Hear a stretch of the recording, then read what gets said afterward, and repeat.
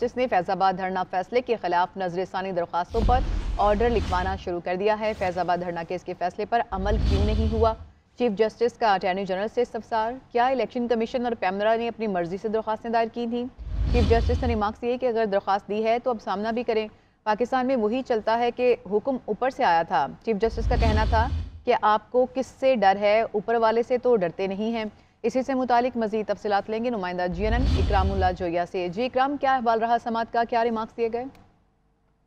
की समाज की जो अदालती कार्रवाई है वो मुकम्मल हो चुकी है। इस वक्त चीफ जस्टिस काजी फाजील साहब जो है वो हुक्मनामा आज की अदालती कार्रवाई का इस वक्त लिखवा रहे हैं। चीफ जस्टिस की जानिब से जो है वो ये रिमार्क सामने आए कि इलेक्शन कमीशन का नजरसानी दायर करने पर माफीनामा किधर है। चीफ जस्टिस ने DG लॉ इलेक्शन कमीशन को टोका और कहा कि आपको अपने वकील पर एतबार नहीं, जो दरमियान में आप बोल रहे हैं। DG लॉ कमीशन ने माजरत कर ली और चीफ जस्टिस का अटॉर्नी जनरल से मुकालमा हुआ। सिर्फ ये कहना काफी नहीं है कि हम दरख्वास्त वापस ले रहे हैं, या तो आप कहें धरने वालों के साथ मुआहदे पर जिसकी दस्तखत से इनके खिलाफ एक्शन ले रहे हैं, या तो बताएं ना कि हमने फैसले के खिलाफ बातों पर अमल नहीं किया। चीफ जस्टिस की जानिब से कहा गया कि या फिर ऐसे ही अगली अफरा तफरी तक रहने देना चाहिए। और चीफ जस्टिस ने कहा कि 12 मई को पाकिस्तानी सियासत में नई चीज कंटेनर्स मुतारिफ हुई।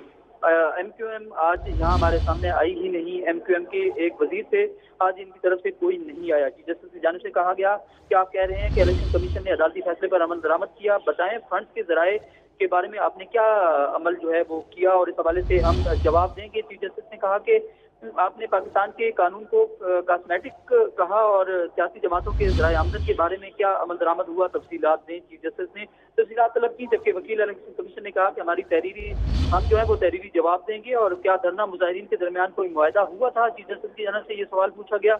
अटॉर्नी जनरल ने कहा कि जी बिल्कुल मुआहदा हुआ था। और चीफ जस्टिस ने कहा कि वो मुआहदा अभी है कि नहीं, क्या धरना मुआहदा रिकॉर्ड के हिस्सा है? चीफ जस्टिस की जानिब से पूछा गया, जबकि उन्होंने कहा कि फैजाबाद धरने का मुआहदा रिकॉर्ड पर ले आए। जिस पर अटॉर्नी जनरल ने फैजाबाद धरना केस का फैसला पढ़कर सुनाया। इस धरने के बाद कई और ऐसे ही वाकयात सामने आए, जिस पर चीफ जस्टिस ने कहा कि अगर ऐसे वक्त में इस फैसले पर अमल दरामद होता तो बाद में संगीन वाकयात जो है वो ना होते।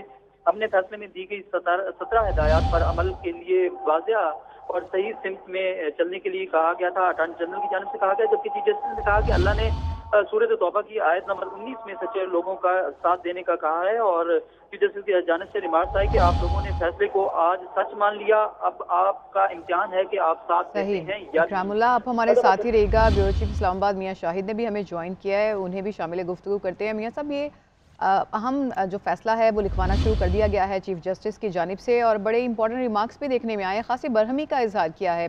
किस तरह से कमेंट करेंगे इस पर? देखिए, जब ये फैसला हुआ था फैजाबाद धरने का, तो उसके बाद जो रिव्यू पिटीशन दायर हुई थी उसमें तकरीबन तमाम फरीकों ने रिव्यू पिटीशन दायर कर दी थी। और अब अचानक जो है वो रिव्यू पिटीशन जो वापस ले ली गई हैं, तो उस पर चीफ जस्टिस जो है वो बरहम भी हुए हैं, हैरान भी हुए हैं और उन्होंने वजाहत भी तलब की है कि ऐसा क्यों हुआ कि तमाम जो फरीकैन है वो पीछे हट गए हैं। हमसे गलती हो सकती है, हम वो देखना चाहते थे कि हमसे क्या गलती हुई है, अगर गलती हुई है तो हम उसको सुधार लेते। लेकिन तमाम इदारे जिसमें पैमरा है, इलेक्शन कमीशन है, वफाकी हुकूमत है और इंटेलिजेंस ब्यूरो है और दीगर जो फरीकैन है, सब ने अपनी दरखास्तें वापस ले ली हैं। तो क्या वो जो फैसला था वो तो फिर अमल दरामद की स्टेज पर आ गया, तो उस पर फैसले पर अमल दरामद जो है वो क्या हो चुका है? तो उन्होंने यही रिमार्क, बड़े अहम रिमार्क किए हैं कि डर किस बात का है कि उससे जब वो रिव्यू पिटीशन की गई थी वो किसके कहने पे की गई थी? क्या वो रिव्यू पिटीशन उन्होंने अपने दिल पर नहीं की थी? तो ये रिमार्क्स जो है वो अहम रिमार्क्स चीफ जस्टिस काजी फाजील साहब दे रहे हैं। और साथ साथ उन्होंने इस केस को मुलतवी तो कर दिया है और उन्होंने कहा है कि तमाम जो फरीकैन जिन्होंने तहरीरी दरखास्तें जो है वापस ली हैं, वो तहरीरी तौर पर आपने जो है वो कॉमेंट्स दें ताकि पता चल सके कि उन्होंने ये दरखास्तें क्यों वापस ली। अटॉर्नी जनरल को भी उन्होंने खास तौर पर पूछा कि अटॉर्नी जनरल साहब, आप तो सीनियर वकील भी हैं और वफाक के नुमाइंदे भी हैं, आप क्यों डर रहे हैं? तो उस पर उन्होंने कहा कि ये मेरा बयान ही समझे, मैं तहरीरी तौर पर अभी तो नहीं दे सकता कोई कमेंट्स, लेकिन इसको मेरे बयान को जो है वो इसको यही समझे कि ये हतमी है। तो ये बड़ा अहम केस है और उसमें इस केस में उस वक्त जो फैजाबाद में धरना हुआ था और वहाँ पर जो कुछ भी हुआ, वहाँ पर जो है वो इतने दिन वहाँ ट्रैफिक जैम रही, वहाँ पर कुछ लोग जो है वो उनकी डेथ भी हो गई और कुछ लोग जख्मी भी हुए और बाद में वहाँ पर आंसू गैस भी की शेलिंग भी की गई। सही, तो मियां उसके शाहिद बाद आप हमारे इसको साथ ही रहेगा। यहाँ अपने नाज़रीन को हम बताएं कि फैज़ाबाद धरना फैसले के खिलाफ नजरसानी दरखास्तों पर जो समाअत हो रही थी वो अब 1 नवंबर तक मुलतवी कर दी गई है। तो दोबारा जो समाअत है अब वो 1 नवंबर को होगी। अब से कुछ देर पहले ये खबर सामने आई थी कि चीफ जस्टिस ने फैज़ाबाद धरना फैसले के खिलाफ नजरसानी दरखास्तों पर ऑर्डर लिखवाना शुरू कर दिया है। और अब ये अपडेट सामने आई है कि 1 नवंबर तक जो इस केस की कार्रवाई है वो मुअख्खर कर दी गई है। दोबारा 1 नवंबर से ये रिज्यूम होगा। मियां शाहिद आप हमारे साथ मौजूद थे। आज जब हियरिंग हो रही थी तो चीफ जस्टिस ने जो धरना केस है उस पर अमल दरामद के हवाले से भी सवाल किया। तो चीफ जस्टिस ने जो सवाल किया उस पर अटॉर्नी जनरल का क्या कहना था? देखिए, अटॉर्नी जनरल ने तो अब आज जो पिटीशन वापस ली है उसी पर उनका फोकस था, और उन्होंने कहा कि हम पिटीशन वापस ले रहे हैं। और उस पर चीफ जस्टिस ने उनको पूछा भी कि अटॉर्नी जनरल साहब, आप पिटीशन क्यों वापस ले रहे हैं, क्या आप अब वफाक का कोई मौकफ नहीं है?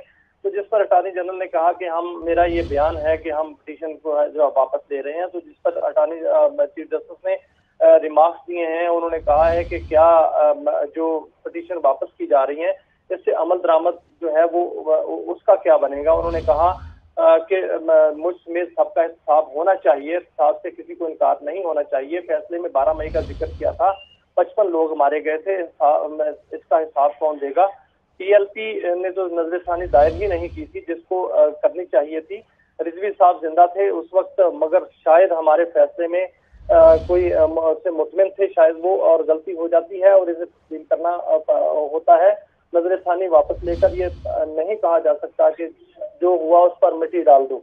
उन्होंने चीफ जस्टिस ने बड़े अहम रिमार्क दिए। उन्होंने कहा कि ये हुक्म कहाँ से आया था कि जो नजरसानी दायर की जाए, और अब कहाँ से आया है कि ये वापस ली जा रही हैं।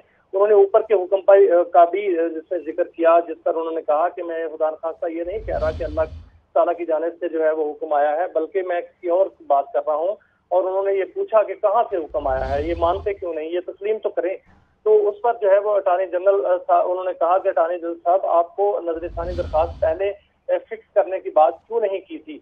तो उन्होंने कहा दरखास्तें वापस क्यों ली जा रही हैं? सच बोलने से अगर कोई कतरा क्यों रहा है? फैजाबाद धरना लैंडमार्क फैसला था।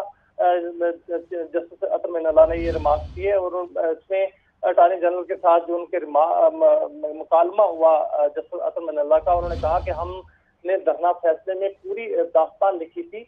चीफ जस्टिस खुद अपने अदारे को भी देखें कि नजरसानी इतना अरसा क्यों फिक्स ना की। ये अटॉर्नी जनरल ने रिमार्क्स दिए, और उन्होंने कहा कि हम खुद इस साबी का सिलसिला अपने आप से ही शुरू करना चाहते हैं। ये चीफ जस्टिस के बड़े अहम रिमार्क्स थे।